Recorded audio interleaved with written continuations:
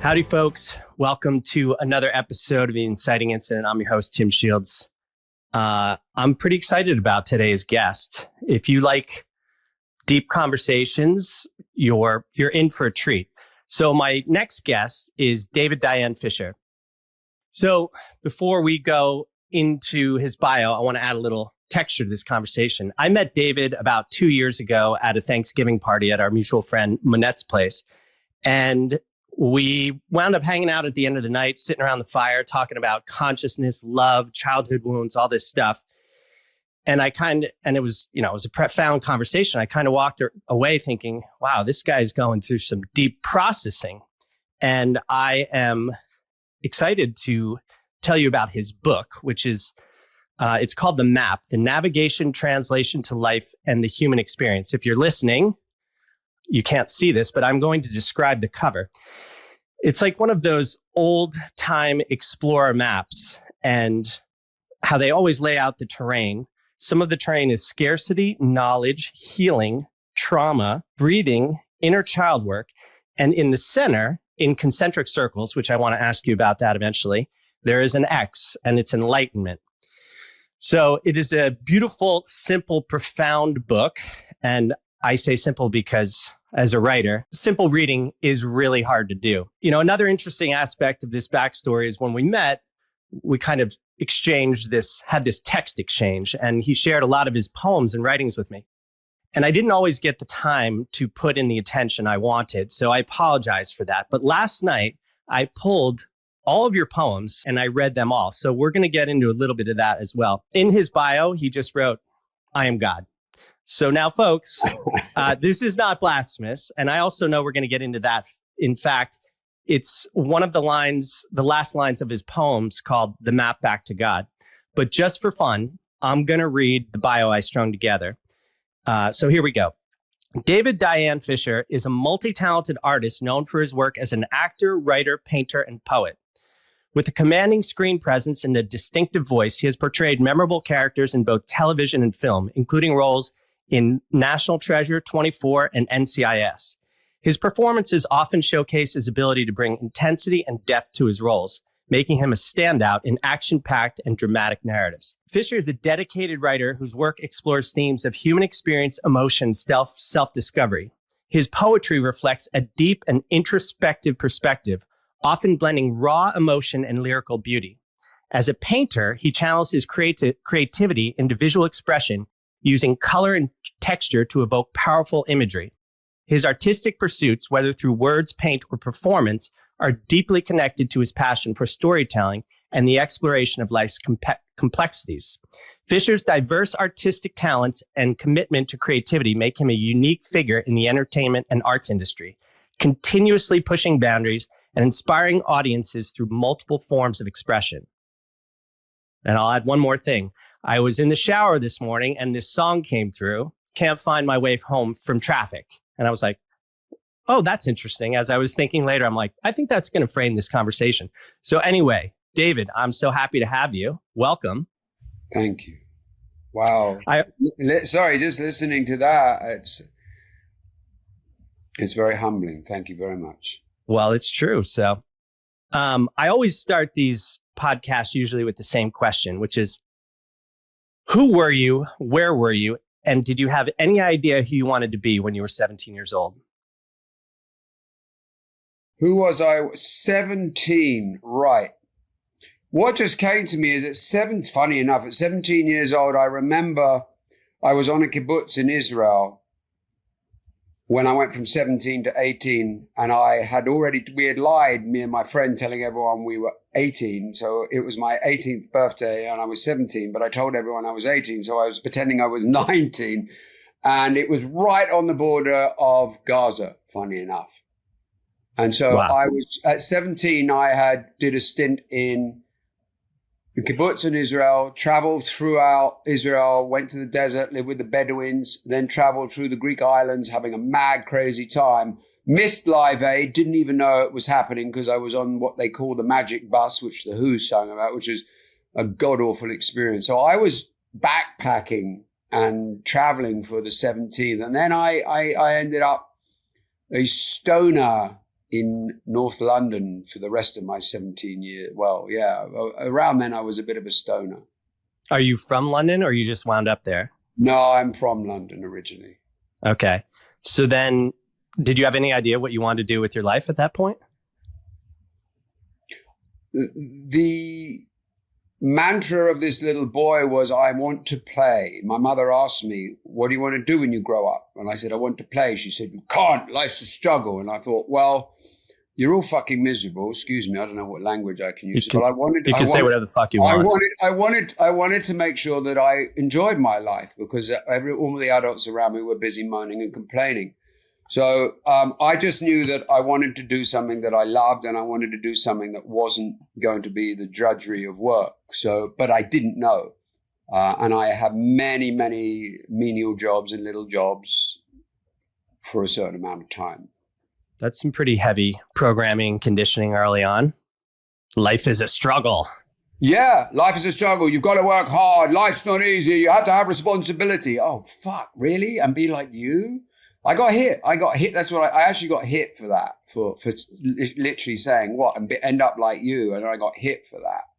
So it was an indoctrination, and there was a lot of pressure coming from a middle class Jewish family to achieve. And I was sent to the city to be a stockbroker wearing a shirt and tie to go on interviews which I didn't want to go on, but I felt the pressure to keep mum happy and to keep the family happy. And I really, didn't want to, until eventually I stood up and said, I don't want to do that. And I was told, well, you have to earn a living or you have to go to college. And I don't want education. So I fought to liberate myself from the indoctrinations of my upbringing.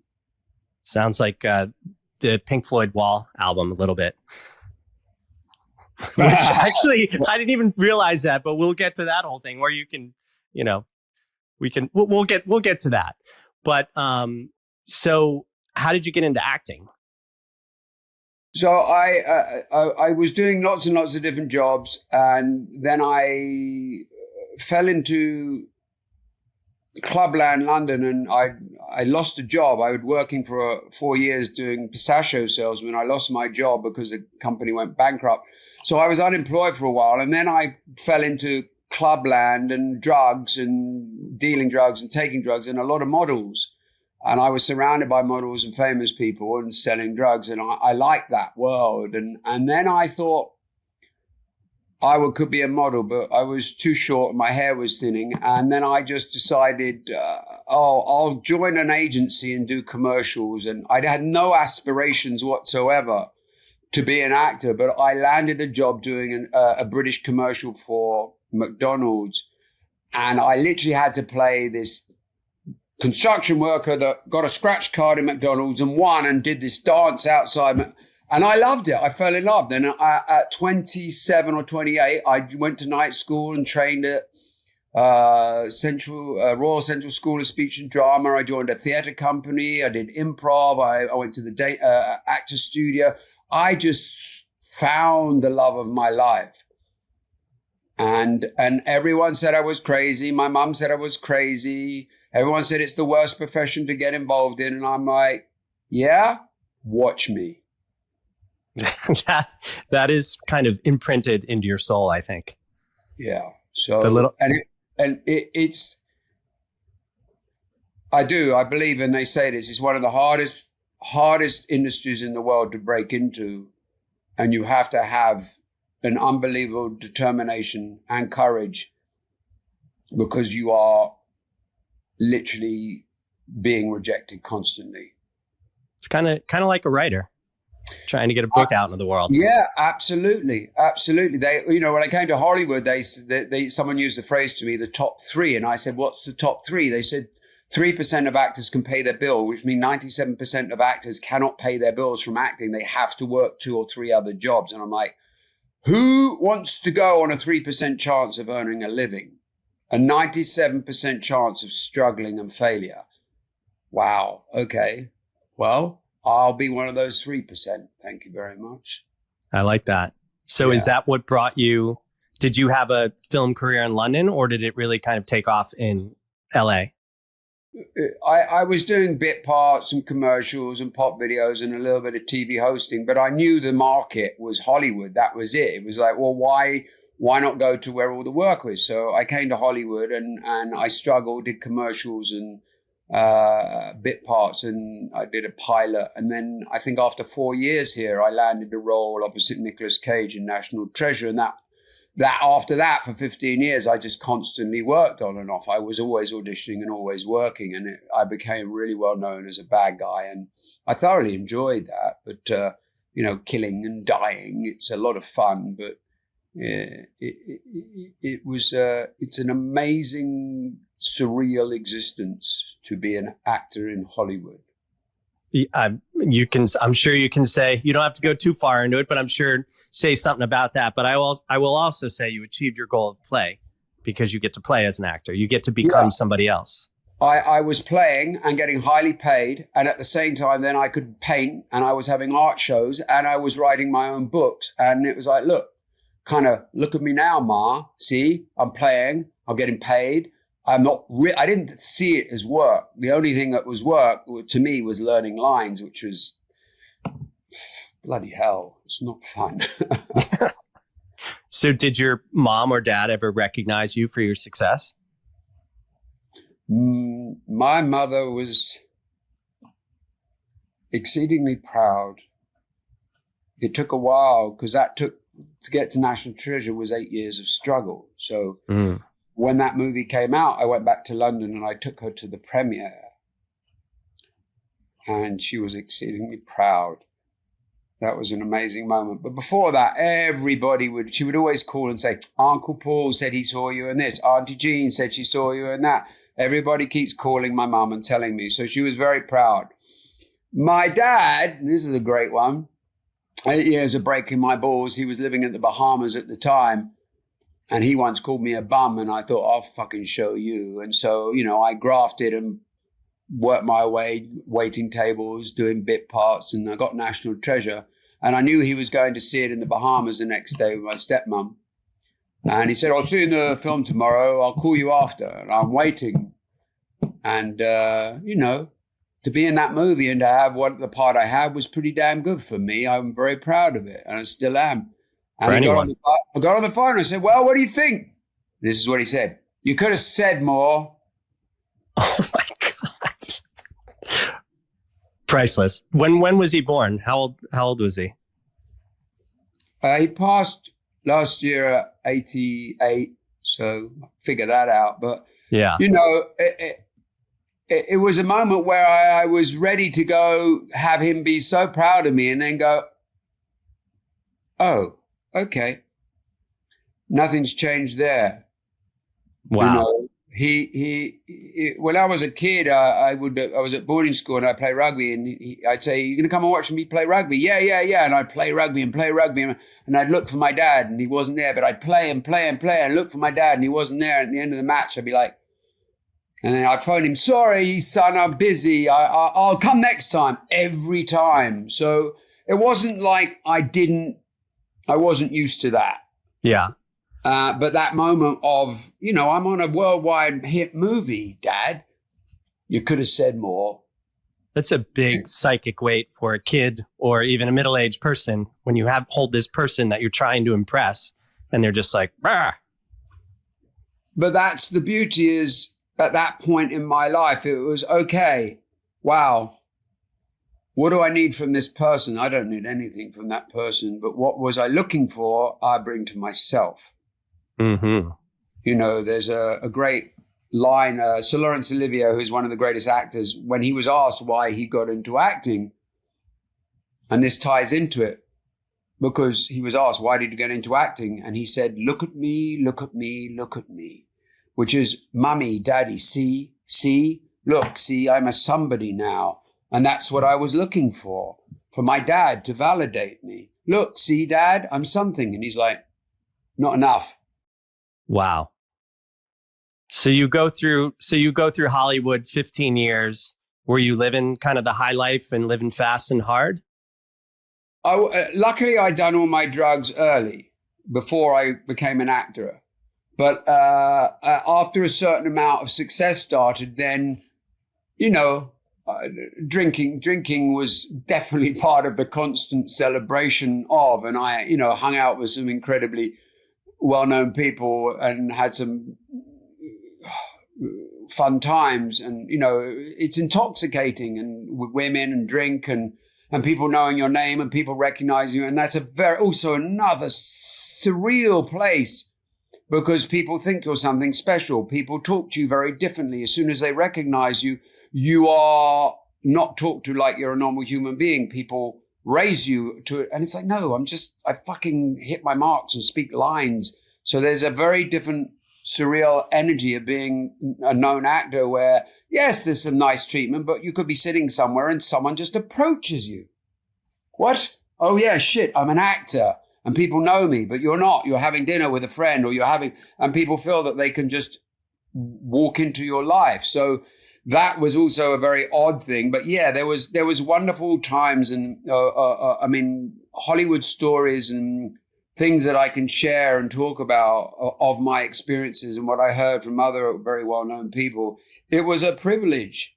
It's a privilege to drive into the studio, and as the gate goes up and you walk into these stages where some of the greatest cinematic history has been filmed, and to be part of that, it's an honor to do that. It's a crazy, surreal lifestyle. I bet. But so did you feel like throughout that time something was still missing, or were you too intoxicated in it? No, well, I'll give you the example, which has really changed so I'm in Hollywood, I'm on the big movies, I'm in the TV, I'm getting paid ridiculous money, people know me, and I'm going to the bar at 4:30 close to me so I could get my martinis in, and I'm still full of rage and anger because I got stuff with my family going on, and I've still got rage and anger from my childhood, and I find myself staggering home. I'd go in the bar and drink very quickly a few martinis, and then I would literally, no joke, I can't believe I'm saying this, I would jump in front of cars to jump in front of them and play chicken with them, and they would slam on their brakes and skid in front of me, and I would had so much rage. And then once someone didn't stop in time, so I ended up on the hood of their car, and then I went home and my dogs were waiting, and I went, "What are you doing?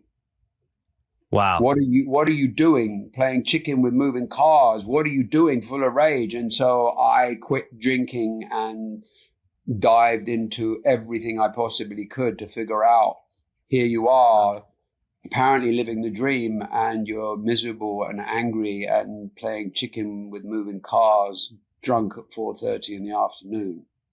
Wow. I did something very stupid once, which I won't get into, but I was kind of challenging God. I'm like, if I have a purpose, you know, let me get home safe or whatever. But that's another story. So the question I want to ask you then, would you say that's the inciting incident that kind of, or the awakening that kind of changed things? Or was there something else, like hitting a different rock bottom or something? Well, that coincided. I think there was a breakup at the time, but that also triggered a certain other repeat programming of, why am I having this reaction? I always have this bad reaction after I break up with a girlfriend and they meet someone else. I turn into this raged lunatic. You and me both. Yeah. And so that was another part of, okay, there was stuff going on that I had to deal with, this rage as well. And so it was a lot of anger and rage I wanted to confront. And then, of course, the synchronicity of finding Eckhart Tolle came into my life. And another incident was my dog, who's not with me now, who was Monkey's brother. I got a dog, a puppy, and I released it into Griffith Park without training, and he ran away. And I knew there were coyotes, and I ran and ran and ran, screaming. And when I got him, I grabbed him and I screamed at him, and he was terrified of me. And I suddenly went, oh my God, he's me and I'm my mother. And I realized wow. And I let go, and I went home, and I looked up and I found the statement negative reinforcement, which made me realize that I was full of my mother's rage that she projected onto me through her wounds and trauma, and the other stuff, and the drink, and the girlfriend. And it was this wonderful, and then Eckhart Tolle comes to me, his books, And that was it, going, oh my God, I've got some work to do here. And I've been playing bad guys full of rage, full of anger, and it all kind of fit. So the journey then, that was 2004, I believe, that was about 2005 that all started happening. So that was the beginning of the journey of trying to work on what is it within me and how do I heal, resolve, and dissolve all of these inner conflicts. Do you think that playing those bad guys took kind of a physical, mental, spiritual, emotional toll? Or was that the manifestation of who you were? Definitely a physical, mental, emotional toll, because when you get into character, or depending which kind of actor you are, you literally are rehearsing a disturbed mind. You're playing a wounded, traumatized, disturbed mind. There is no such thing as a bad guy. Even though I played bad guys, they're hurt people, they're wounded people, and they're projecting their hurt and pain. So you get into their backstory, you create a story, and you get, and so constantly, not even when I was acting, I'm rehearsing for auditions. I'm constantly being in disturbed, hurt, painful, angry mind. So what I found was, here I am going on a journey, and I just start my, spiritual conscious journey. But what am I doing? The anger of the little boy who was beaten and screamed at, all the rage inside me was being buffed, was being flexed. That was what I was using. That's all the emotions that came out as I was a bad guy. So I'll use that childhood rage and anger to play these parts. And then I realized I can't do this anymore, because it's so hard for me constantly playing those roles, constantly being disturbed, to get rid of that in me. Yeah. I mean, you already had this like neural network from childhood. And then every time you played it, you were reinforcing it, and you were becoming that. Well, you were becoming the ultimate manifestation of that. Absolutely. I remember I asked my management at the time, I said, I want to play different roles. I've got a range. And they said, everyone loves you as the bad guy. And I was really starting to do a lot of healing work. And I literally cried and said, I can't do this anymore. It's not healthy for me. So I don't want to do it. And they said, we have to offer you the roles, but that's what everyone's offering you. And I said, I want to be a father. I want to be a doctor. I want to play something that's not angry and violent. It's not. And I literally was couldn't do it anymore until at a point I did. I walked away because they said, we can't. No, everyone wants you as a bad guy. Oh, man. I was such a good bad guy. They said that's all, and I get it. And I was told by a very big director, look, you built a wonderful career of playing amazing bad guys. There are people investing money. And, why would they invest money in the bad guy to play a soft guy? It doesn't happen. Bryan Cranston, who was in Breaking Bad, he was this wacky dad in a kids program for years. Malcolm. Malcolm in the Middle.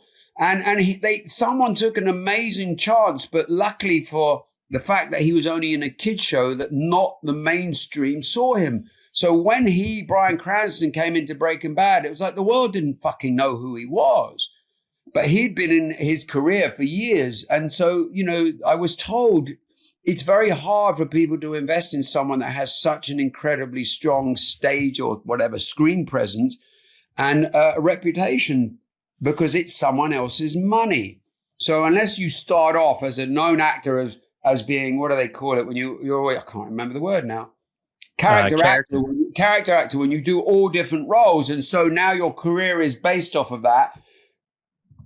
If you're not doing that, you get pigeonholed and typecast. And a lot of ladies do, a lot of men do. So it was a point where I went, all right, I'm walking away from this. Maybe if I walk away and disappear for a while, they'll forget. Well, one thing I've learned in my journey is gatekeepers don't know shit. And the majority of them are so risk averse. But luckily, there are those people that take risks and, bring new things to the world. It's very true. But then, bless the gatekeepers, because they're all working for someone. And so they're all scared to lose their job. I don't know. I think it was a Hollywood lawyer that said nobody has a fucking clue what they're talking about, but they think they know what they're talking about, and no one has a clue. And it's so amazing when you look at. There's a great book called Rejection, and it's got the history of movies, screenwriters, all famous artists, writers, whatever, who got rejected by those in the ivory tower, those gatekeepers who told people no. Elvis was told to go back to driving a truck. Sidney Poitier was told to go back and sweep floors, and all of the most famous writers, Oscar-winning writers who were told they were no good and stupid and bad, and they won and they won and they won, and they proved them wrong because these gatekeepers think they know and they don't. And it's tough because as an artist, as a writer, as an actor, you just have this want and need to, of course, to prove yourself. And these are the people that unfortunately you have to get through. I believe things are changing drastically now. Yeah. Yeah. So take me through kind of, so you walk away from Hollywood, you begin this sort of spiritual journey. What does that look like? My mother passes away suddenly. And that's another thing. So my mother passes away, and as I go win auditions and I get TV shows, of course, I go to phone my mum. Oh, I can't call mum and say, look, mum, I got another job. Oh, who the fuck am I doing this for? Oh, shit. Wow. I realized how much making mum happy was part of this. So then mum dies. Now I really lose interest. I'm on a spiritual journey. Now mum dies. So anyway, fast forward, I leave Hollywood and I move to a small town, as you know, Topanga. And I meet and I meet and I'm sober. And I've had 2.5 years off of dating. I've been celibate and I've been sober for 2 years. And I said, I want to meet a girl who's doing the work. I got what I asked for. She was a coach. She'd been spiritual psychology and a master's degree 4 years before. And she moved in. I went then to study at the same college, 2 years of studying spiritual psychology. And was that Santa Monica? Yeah, USM, University of Santa Monica. And then I came home to a teacher and a master who kind of cracked her whip. But it was because of her that I really just dived into it. But I kicked and screamed because when you go to that college and you really dive in, it suddenly you get turned upside down and inside out, and a whole can of worms spills out over your life. And I didn't have an understanding of how much trauma was inside me and was playing out. And so that then everything was surfacing, and I did not have the tools because I was in the college. Anyway, so that relationship fell apart, and I promised that person that I would become the best man I could become, because I couldn't be that man for them. And I also understand where that came from. So I got teachers and masters. I had 2 spiritual psychologists, an amazing man called Robert Augustus Masters, who wrote some amazing books. I worked with him for 3 years. I worked with a spiritual psychologist, an older lady, for 3 years. I did courses. I worked with Peter Crone. I did mastermind courses, worked with Lauren Crane. I read, I did plant medicine, went to the jungles. I cried and I wailed, and I learned to do inner child work. And it's been an insanely wonderful, elevating, expansive journey to get to this place where I had no idea that this was going to come out of it. So, wow. And now I assist amazing amounts of people, and I help people. My book is doing really well, and it's just allowing it to happen. But I also feel I have got nothing to prove to anybody anymore. And that must be very liberating. And there's nothing I can gain outside of me that can change what I am. So it's this, the journey of. So here, this came up. So at one point I stopped talking to my ex. We were still friends, and I was clinging from my abandonment. We talk about, and every time she got to be with someone else, I went, I can't do this. I would go into a rage, and I said, stop the friendship. Anyway, a few years ago, and she was my closest friend. A few years ago, I said, I can't be your friend anymore. I can't. So I have no mother. no stepfather. My stepmother has died. My dad has dementia. My dog has cancer. My wages dropped by 75%, whatever income that was. And now I have to cut off the closest feminine nurturing, the only feminine nurturing. And I stop communication and I block in everything. And for the next 3 days, I'm scrolling gun stores. Wow. And this is a few years ago. And because I have no exterior validation, nothing. I have dogs, thank God. Then my dad dies and my dog die. And I'm in this darkness. And yes, I have a wonderful sister and I have another dog. And I go into the darkness of whatever they label it, dark night of the soul, where I have felt like there is no validation, nothing coming in. And I have all these bills and the prices of living's going up. And I just sat in it and did this work with my inner child. And I knew the word wailing. I didn't know I could wail. And it's going into the most excruciating pain that I've hidden from, whether it be through drugs, whether it be through drinking, whether it be through sex, whether it be through trying to be more and get more and attain more, to feel more, to sit in the utter unworthy, unloved abandonment that was really just my, so-called wounds and trauma, and sit in it and go through it and come out the other end through doing the work and feeling through it. Then continued to do the work and more and more and more, and got me to the understanding of, oh my God, there's a map, there's an understanding of how we can get through. So that's what led me to write the book. The book was an idea while I was doing that work. Everybody needs a map. We need a map. And I let go of that. The book needed the map. I knew it had to be called the map. And then in May last year, in my sleep, a voice came and said, write the map. Write the map. All right, okay. So while All right, chap.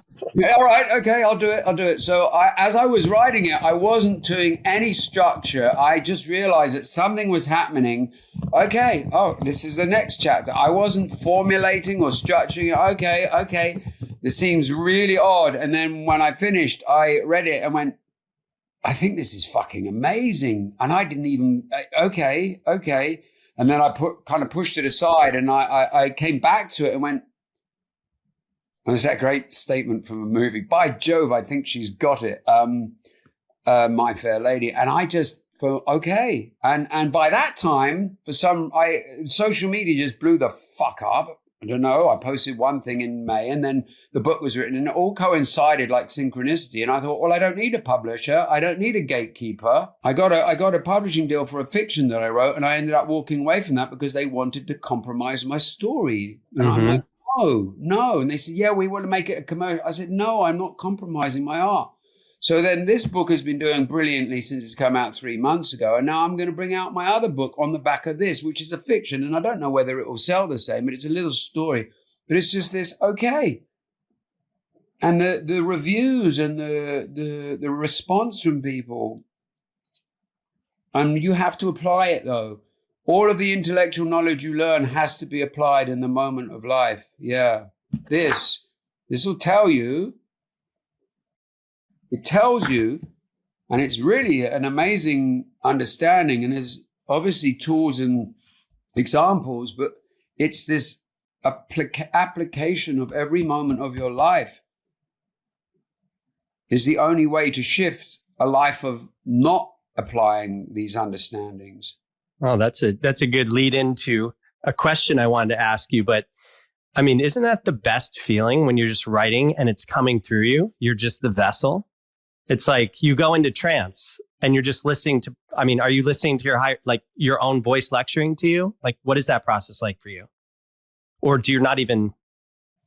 It's like you just said, you're a vessel and you're writing and you're literally watching yourself go, all right, I'm just allowing this to happen. And oh, okay, now I write fiction and I write movies as well. And sometimes I'll get to a point and I'll go, where's it going? And all of a sudden something, oh, okay, that's where we're going. Oh yeah, okay. That's I didn't know. And then and then you just it's that allowing this channeling source, whatever, but allowing it instead of getting stuck in your head. And it really is, wow, okay. I call it in my new work, instead of channel, I call it code breaking, because I was running down the beach one day in Oregon, in Gerhardt, Oregon, and my mission statement dropped in, and it's, I translate light, frequency, and energy into story so as to lead others to their truth.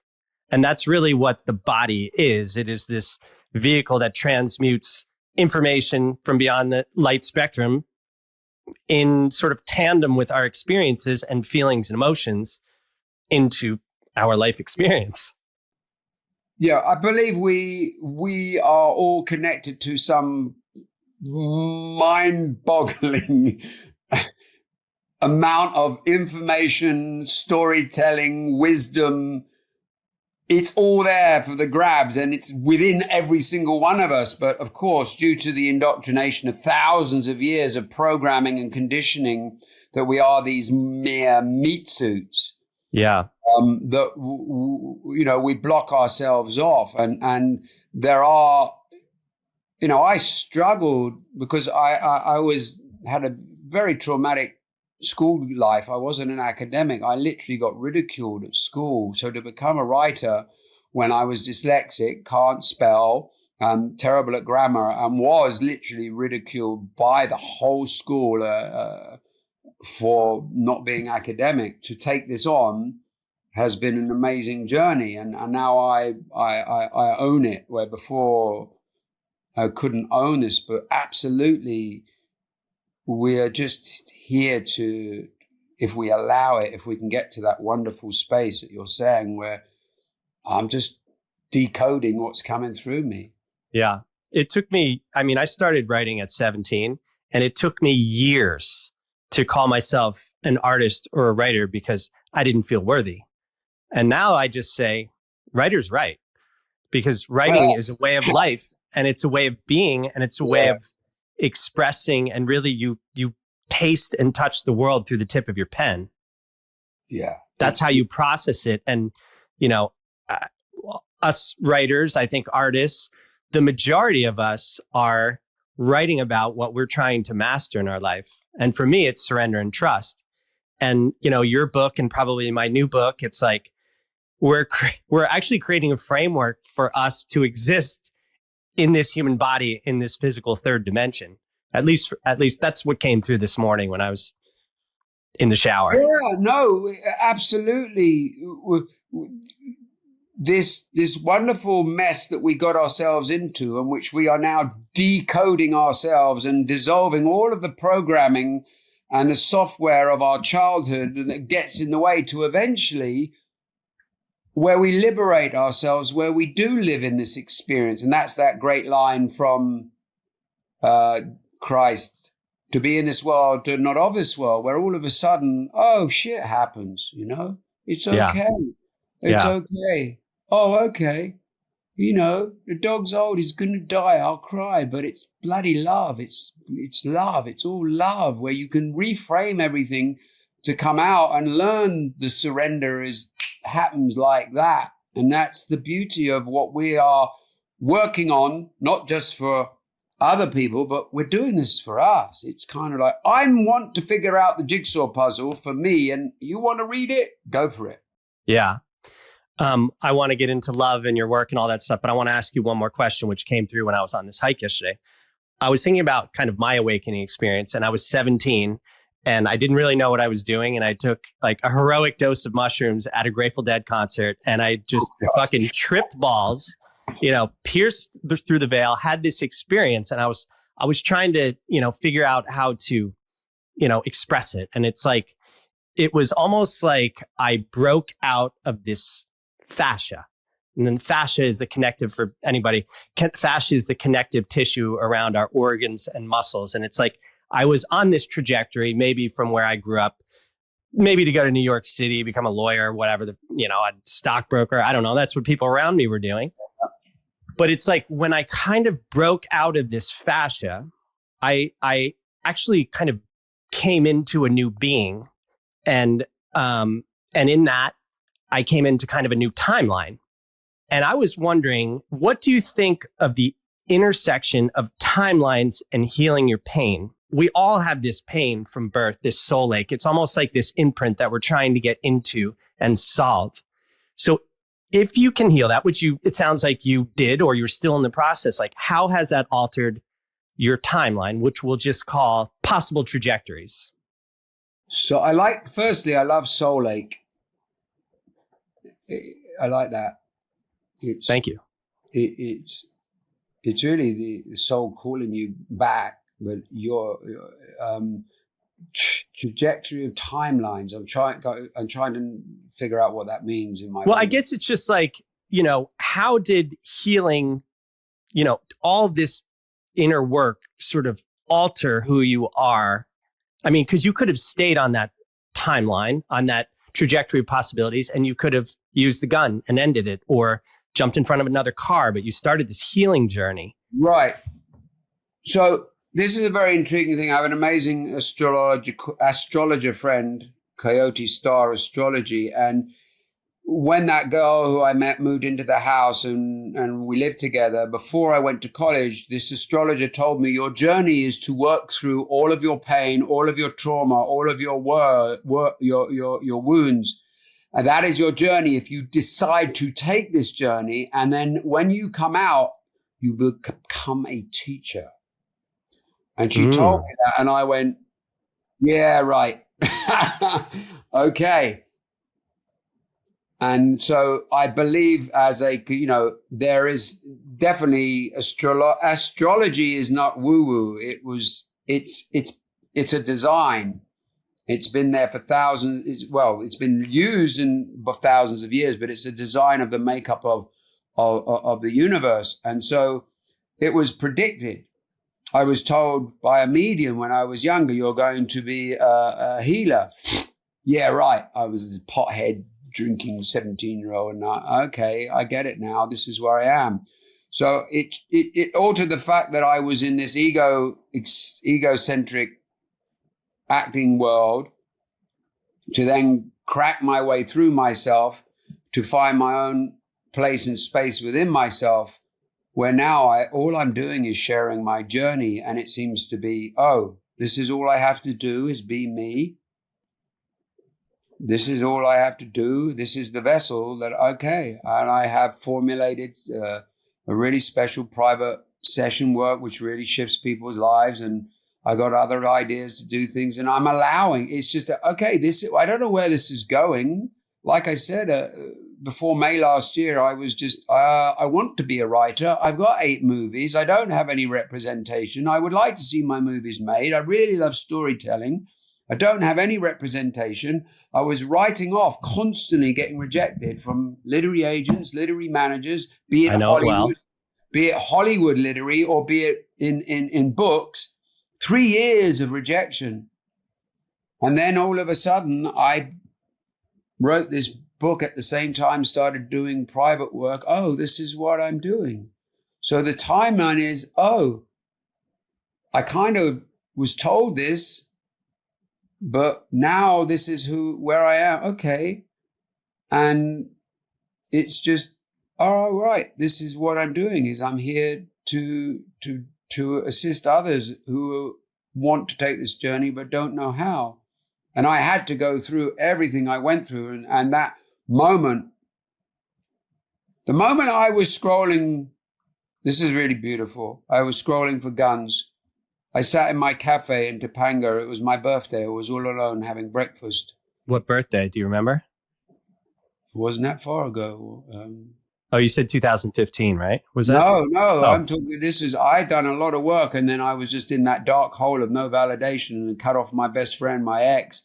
And it was nearly two years ago. Oh, wow.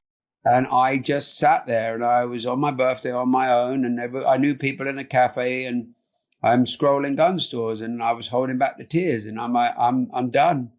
I'm done. And then 2 girls came in who didn't know my birthday, didn't know I was scoring for guns, and they came and gave me a hug, and they said, well, I love you so much. My little angels came in and showed me how loved I was. And Wow. and then they said, hey, would you like to join us? And I sat with them and another girl and chatted. And then eventually, after about an hour and a half, I revealed that it was my birthday. And so going to that place even recently, but then coming out of it and looking back, I had to do that. I had to go to that depth of abandonment to now know that when someone comes to me, I know exactly where they are and how to get them out of it. I know I've trained to learn. I've trained to listen. I've done so much work, and I didn't know where this was going. And now all of a sudden I look back and it's like ... Oh, okay. Spiritual breadcrumbs. Yeah. Spiritual breadcrumbs. So what a profound moment of grace. I mean, also cinematic as hell. Oh my God. And then a year to the day, my birthday, I go back to the cafe. I sit in the same chair I was sitting in the cafe a year later on my birthday. A year before I was scrolling for guns. I had done that much work, wailing, crying. And I'm sitting there all on my own, not a lonely bone in my body, feeling astounding. And nothing on the outside had changed. My financial system hadn't changed. I still didn't have a girlfriend. I'd now one less dog, one less dad. And I'm sitting there in the same place a year later going, wow. I feel amazing. And so that was the beauty, is what one can do in 1 year if one applies oneself. It's really incredible. I would say you became the full embodiment of yourself through the alignment of your mind, body, and spirit through right action, right thinking, right feeling, and right language, which is a totality of change. And my God, you've been on what a trajectory and trip you've been on in the last 2 years. I've just been watching your Instagram blow up, and you're just being yourself. Yeah, and that's the great thing, is I didn't know that I was going to be this person. So I've been sharing for 10 years and doing the same thing. And people are like, David, you're very raw. I'm like, I'm just fucking being me. I'm just sharing. I'm not here trying to make money. I'm not here trying to be something. I'm just sharing. I've been doing this for years. And people will say, you don't seem to care. I said, no, I don't care, because I'm not making it my business. Therefore, I'm not scared to not be myself. So yeah, I'm I'm literally playing, but at the same time, like we're talking about the writing, and there's something coming through. Every post I don't think about. When I write, I don't think, oh, there's this signature. Something's got to come through. Oh, this is what's happening. Pick up the phone, make a video. Oh, this is what's happening. Okay. Just keep spewing it out. Okay. And it is an awful lot of people. Right. And I can't even contend with that now, are expressing to me how their lives are altering and changing, and they're utilizing everything I'm giving. And I said, don't rely on me. You have to put this work into the moments. And it's, that's what people are doing. So, okay, this is where I'm supposed to be. And the great thing is, oh, Dave, you must feel amazing that you're helping. No, I help people every day. I have thanks and gratitude every day. It's lovely. It's very nice, but it doesn't add to what's here. Yeah. That exterior validation, I get it, because I've been on the journey of that, whether it be chasing women, whether it be chasing money, whether it be chasing fame and fortune as an actor, to then suddenly go through that zero validation, pain and of abandonment, to come out the other end and go, oh, that cliche of I am that which I seek. Yep. And this is a great segue into something I wanted. So this whole time you were seeking this external validation of love. And then you Yes. learn to love yourself, and everything fucking took off. So Yes. I want to read a little excerpt of a poem you sent me January 2nd, 2004. And it's called Life School is Love School. And this is excerpted. Is that right? Excerpted? Yeah, it feels like, we're writers. We can kind of bend language for our purpose. Cool. The whole point is communication. So this is called Life School is Love School. Love sent me to find itself through myself. And so I came into creation, forgetting myself and becoming blind to myself, to begin my specific individual journey in the school of life to remember myself.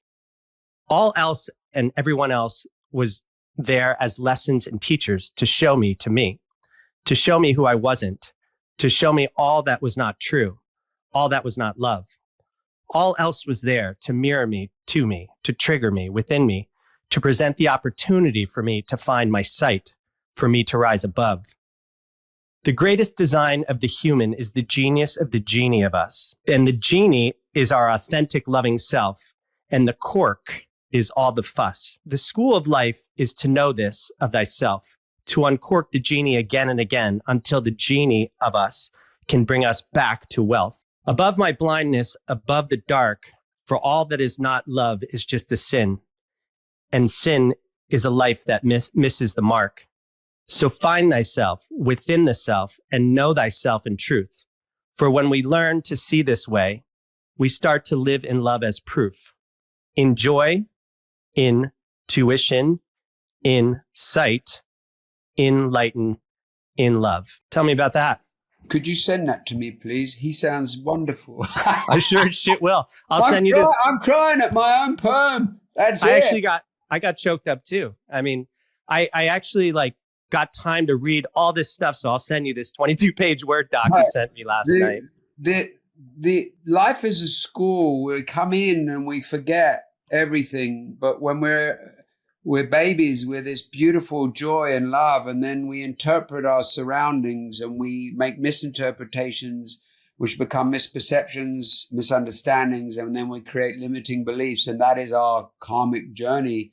And whatever you want to call them, trauma, samskara, karma, whatever. And there's just this beautiful love of every baby then suddenly becomes shrouded and clouded and covered and smothered. And we become neurotic and worried and doubt ourselves. And we create unworthiness, unsafe, not good enough, bad, wrong, stupid. And we feel unloved. And that's our darkness. That's our journey. We've been trained to go outside to find worthiness, to find love, to find validation, acceptance, and approval. And that's the indoctrination of the society we live in and the media we live in. Oh, that's the way. Well, it's not the way. The way, Christ's way, Buddha's way. Buddha said, go within. Christ said, the kingdom is within. They were clues. And the journey is the school of life is going to show you all of your darkness. Everything that upsets and disturbs me and triggers me is there for me to utilize and alchemize so that I dissolve all the darkness. I dissolve all of the wounds, all of the karma. I dissolve them and resolve them. And the more I do this, the more compassion I find, the more forgiveness I find, the more love I feel. Then it doesn't matter. Well, I don't need to seek or search for anything because I become the all of that which I was as a child. Only the children will enter the kingdom. Every child is already in heaven. Wow, it's amazing. They're so authentic. They're so untainted. And so it doesn't mean I turn into an immature child. It means that I have this beautiful clarity. It's a cleared lens of perception. And that's the soul of the child. The child is very close to the soul. And that's love. I say LOVE, living our very essence. And it's a journey, and I'll continue my journey where I am now compared to where I was 2 years ago, compared to where I was 4 years ago, compared to where I was in that relationship with that person who I have to be, very grateful for being the muse. So love is this, whether you take the journey or not, whether you want to read your book or read my book or do so, or go and try and find your worthiness and love outside of yourself. It doesn't matter. There's no wrong or right. But I understand now from my journey that, oh, everything I'm looking for and everything I'm trying to get, I already am. I just need to get, as they say, get out the way, do this work in the school of life, where literally everything that upsets and triggers me is something to do with my childhood, where I can navigate and translate, reverse engineer, and work through that, and bit by bit by bit, release those clouds. And that's the journey back to love. That's a good segue into another one I want to read, a short excerpt. But first, I'm going to say that was so fucking Shakespearean. Something just came through you. That was, especially your delivery and your accent. Motherfucker, that was amazing. All right. All right. I mean, it's so funny. Why, when you said that, this crazy thing is, while I was talking, I'm watching myself going, where's all this coming from? Again, you're talking about the right. Allow this to come. That's it. You were cracking the codes. Yes, absolutely. So this is just a short excerpt from something you sent me November 30th, 2023. It's the shame game. Ooh. Be a man up. Men don't do that. Men do this. All little boys are told to be a man and can't. All little boys watch their fathers, hear and read their history, see their TV and movie man heroes and can't possibly match up. So the little boy looks up, hides himself, his little boy self, and tries to be someone else, something else, a man. And so he becomes a cartoon version, a mini man, a trying, constant, competing clown of the need to be a man while wearing a child's clothing. And this constantly pushes his little boy away, his sensitive, vulnerable child of innocent play. He gets caught in a trap. It's the patriarchy and the media. You know, you and me, once upon a time, you and me were little boys. Pure, authentic, sensitive, and vulnerable. And to no fault of anybody's. We have to be what society deems to be a man. Man up, be a man. Men do this, men do that. Men don't cry. Put your emotions away. Be tough, be competitive. Oh. So now I'm either trying my hardest to be a man and I hide my shame, or I'm full of shame and I can't be the man that everyone says and I wallow in it and I feel inept. And the media is full of manly men. Our heroes are all manly men, heroic patriarchal men. And it's a pressure. So the innocent little boy has to become a man. And he's only a little boy. He doesn't get a chance to stay in his little boy because society and his mom and his dad and his brothers and everyone in school is this invisible pressure. And that divide, the masculine and the feminine, i.e., you know, the female is affected by the patriarchy, but the very fact that we now have to become these muted versions, these cartoons, the bridge between the male and the female is that sensitivity and that vulnerability that we had to hide and push away and have long forgotten and are terrified to face. And that's the beautiful communication with the feminine, is when we can be that vulnerable and we're not being guarded and protective and defensive and projecting from our wounds, where we can express from them without trying to hide. And that's a journey, again, a journey and a half to be a man, a real man.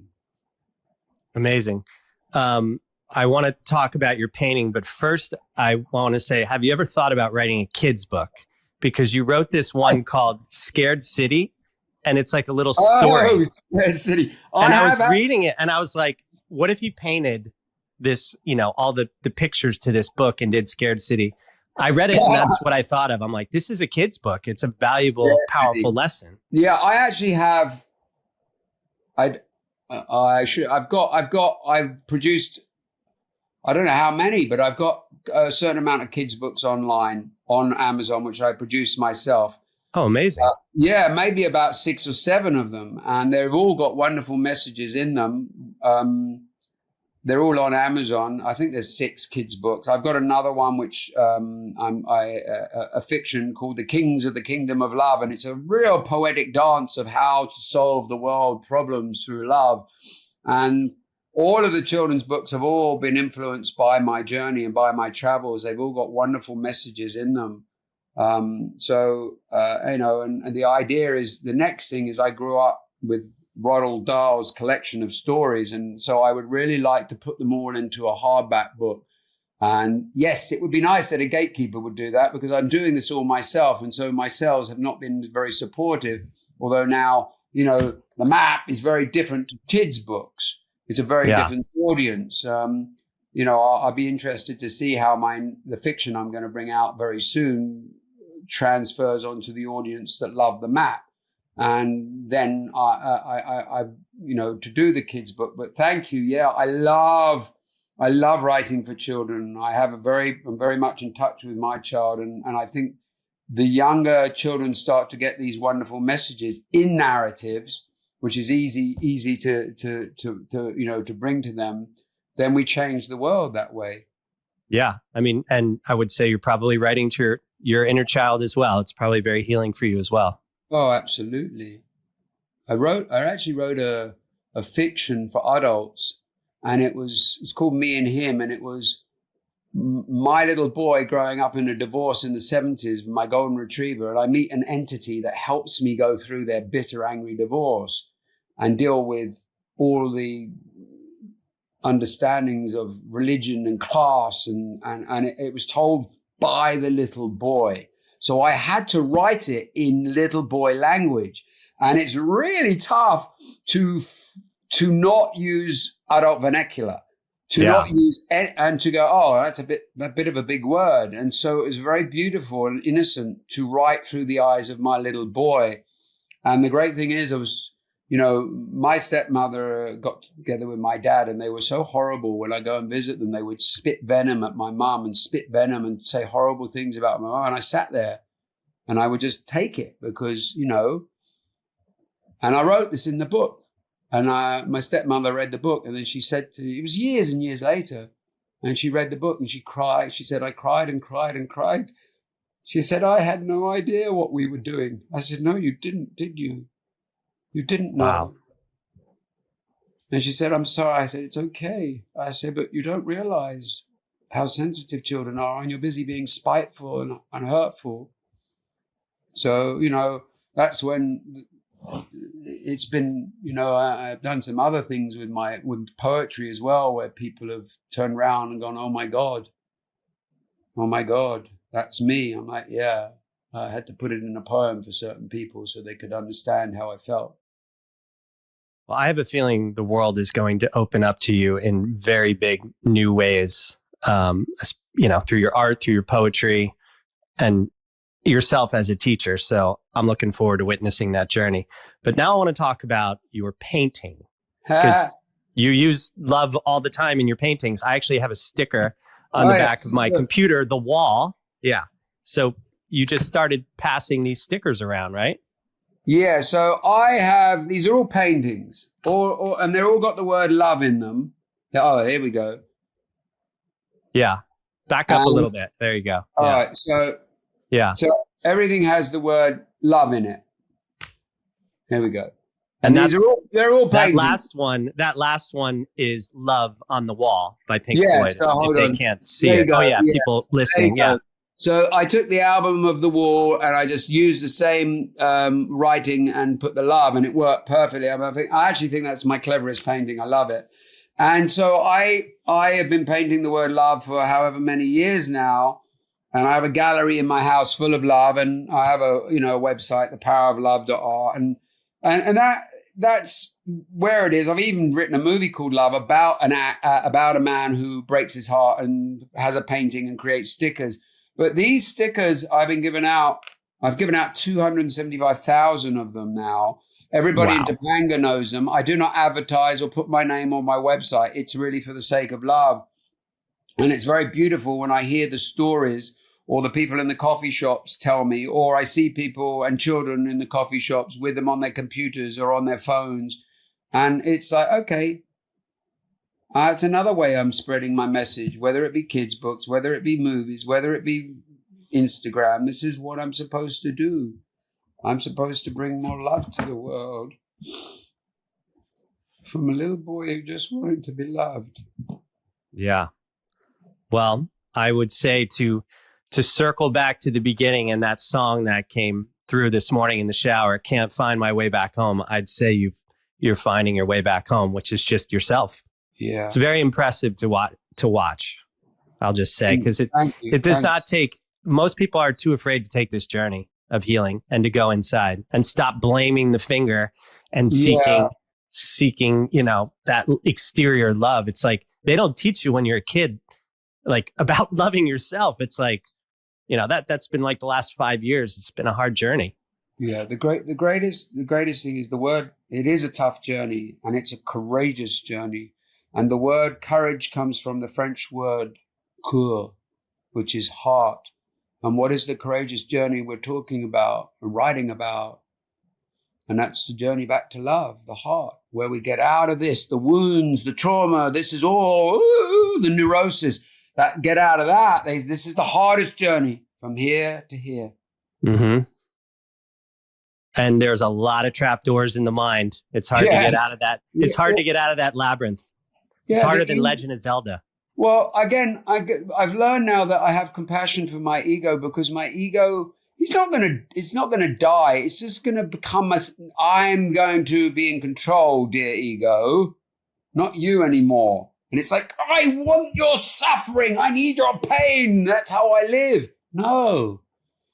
So it's this journey where the strength of the ego diminishes and the higher self gets stronger, until you then utilize my ego, where, all right, I might have to, talk one day or do whatever I do. The ego is now my tool instead of I'm the slave of my ego.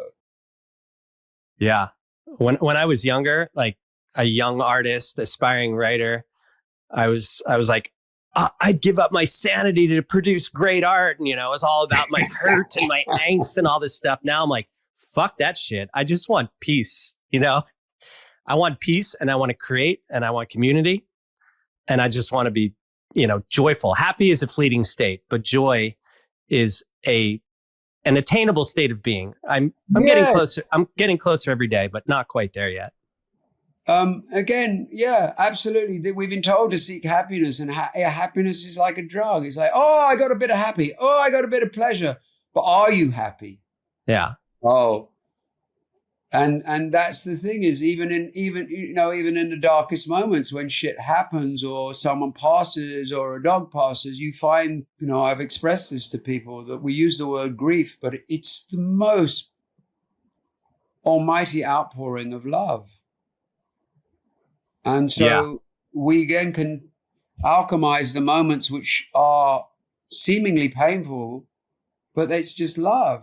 So the joy is even in the darkest places. I have this great expression: when the shit hits the fan, if your fan can be shit-proof, then you got it. It's like, so, that's a good one. We're talking about the fire and the evacuations. I was sitting in that. I had my moments where I would cry in the evacuation in the hotel with my dog, and then there were moments where I'd be like, I'm okay. I'm okay right here, right now. It's going to move into wherever it is. Wow, I'm in surrender. I have full acceptance. And then I would weep and cry because, I'm still human. But allowing myself to weep and cry, and then just go, okay, I can still function and deal with this. My life in a hotel with a fork and an old dog. And so it's this being able to come back to joy and peace and love as much as possible. And it's a practice, and it's really beautiful. A discipline of courage. It was, I was watching you. I mean, everybody was watching their friends. It was a very helpless feeling. But I was like, wow, he's in it. He's allowing himself to go through it. And we were talking before we started this recording, but as the evacuation happened, he grabbed everything he could for the dog, and he forgot to get anything for himself. And he basically had a fork. And that was the most, I was saying this earlier before we started recording, but that was the most powerful thing. You were so concerned for your Monkey, your old dog Monkey, because he's blind, and and that was your biggest concern. It was such a beautiful, compassionate moment. I literally got into the hotel. I had his biscuits, I had his medicine, I had enough food for a week, and I didn't have anything for me to eat. I didn't have water. I didn't even think about what am I going to eat. And someone But said, at least you had a tool to eat. I know. The fork was for his food. Oh, of course. And then someone wrote, are you all right with food? And I went, I didn't even think about food. I did for the dog.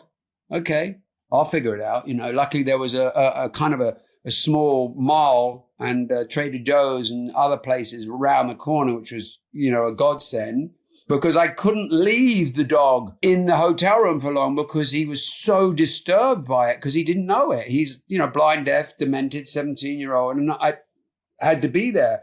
So I had this great medicine, which is CBD and THC, and I drip it on his biscuit. And so when he get a little stoned and I would rush out and get me some food.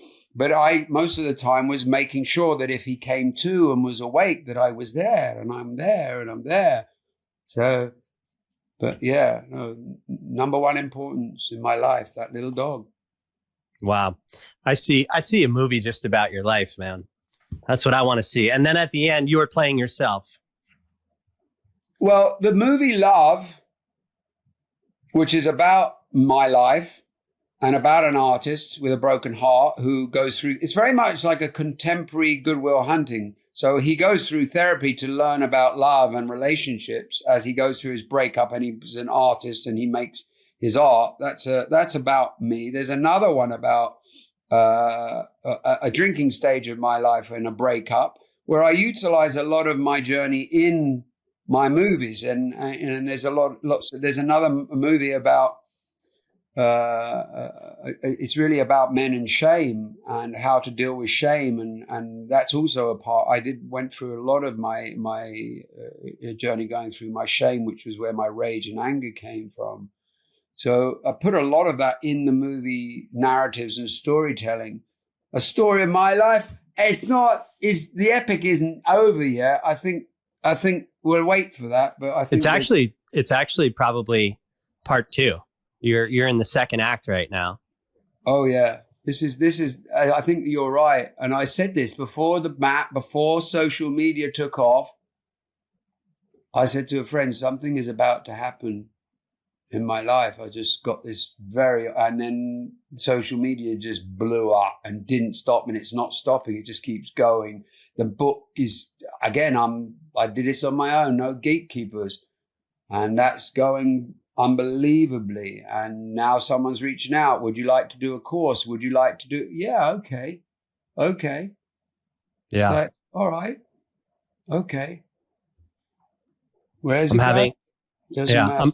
I'm having a similar kind of experience. All these things are kind of happening really quick. And I'm like, I don't know where this is taking me, but I'm just going to stay present to it.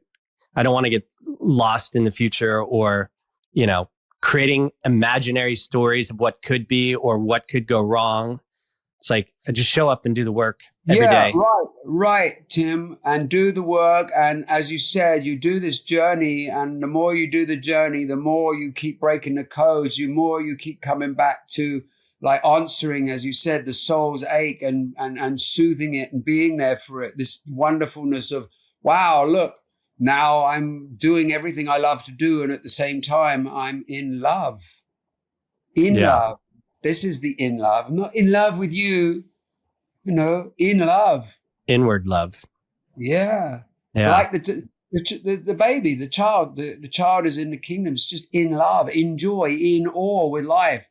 It's not clouded and shrouded and covered yet by its identifications of narratives or neurosis. And it's crazy to think that this actually does still exist in every single human. And that's the classic journey of the Buddha, of the Christ, who were just men. Nothing special about those people. History and narratives have blown them out into this fallacy. They're just men who decided to dedicate their lives to the journey. Yeah. So my first book is kind of about the dream of the 17-year-old self, and I go into kind of the soul lake, and this new one that's coming up is called dream tethering, and I go much deeper into the soul lake. But if you had to distill the soul lake, your soul lake, into one word, what would that be? Well, it's love. Oh, beautiful. Beautiful. Yeah. It is the return to love. It is. It's crazy to even say it, but it's the cliche that there's nothing but love. Everything is literally. So let's say this is unconditional enlightenment, Christ consciousness, nirvana. Everything else is love. It's just a blind version of. Shame is just blindness. Anger is just. So here's a great one. Love. We all want. We're love. We're loved. Oh, now we don't get love. Let's just say we get punished or we get shouted at. So now that little child has gone from the feeling of love. I'm just love. Now I'm hurt. And that hurt feels like pain. Now, depending on the degree of hurt and the degree of pain, that can turn to aggression. So where is it we got aggression is coming from pain, is coming from hurt, is coming from love. It's a blindness. Now, if we get a lot of pain, a lot of hurt, someone got really hurt us, we go from love to a lot of hurt, to a lot of pain, to a lot of anger, to a lot of aggression, violence. But it's still love. It's still a person that snaps because they were hurt, so badly hurt as a child that they don't know how to deal with the hurt and pain, and we call them criminals. And we say they're bad, and they really just didn't have any way to get out, to get back to love. Love is just, everything is love to a scale of forgive them for they know not what they do. They're blind. And I get it now. You know, things come up about whoever they come up about. And I go, okay, this is being presented again. And I have to find the compassion. I talk to my inner child, and my inner child still feels a little bit like he's unloved. There's still pain and hurt. It's a journey. Mm-hmm. But the soul it's aching to be loved and feel love and to for love. Unity and wholeness, I think. That's it. Is this unity and wholeness? The kingdom. So the kingdom is within. My wholeness, my love contributes. Oh my God, what I'm contributing to the world. It's incredible. I didn't know I would be contributing this. So everybody I touch and everybody I work with and every podcast I do, I now touch other people and they touch other people and they read the book and they read your book. Now our love is spreading out. If everybody starts to do this work, guess what? That's where the kingdom within becomes heaven on earth. I find my heaven. You find your heaven, your joy, your love. That's how humanity was designed.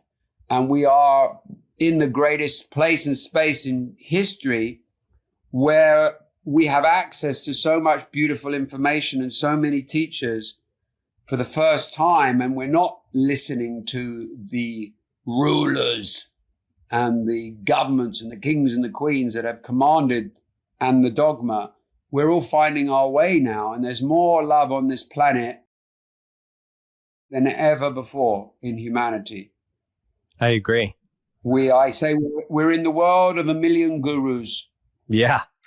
I remember when I was 17, my Spanish teacher pulled me aside and she's like, "Why are you so angry?" And I'm like, "You don't know what the fuck you're talking about." So fucking angry. I'm so unself-aware. Why are you so fucking angry? You know what you're fucking talking about. That's funny. So that takes me to a closing question.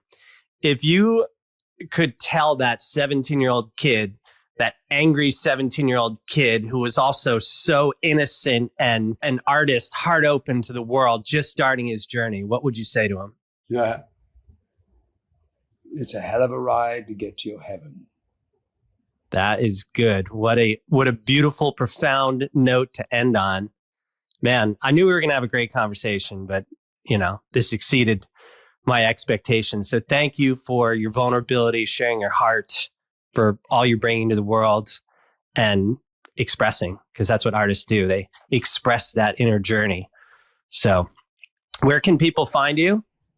Well, you can find me on Instagram, Dayan Fisher, and then there's the book, which is on Amazon. And the map. And really, I'm pretty profound and prolific on Instagram. That's the only, apparently I'm being shared all over the place, but Instagram is it. But yeah, Instagram. And thank you, Tim. It's been even with our little technical glitch in the beginning, it's been another pleasure, and I was looking forward to this. I really was. Thank you. The pleasure was mine, and I'm gonna save that 22-page Word document with all your poems and send it back to you. Excellent. Thank you very much. Lots of love. Yeah.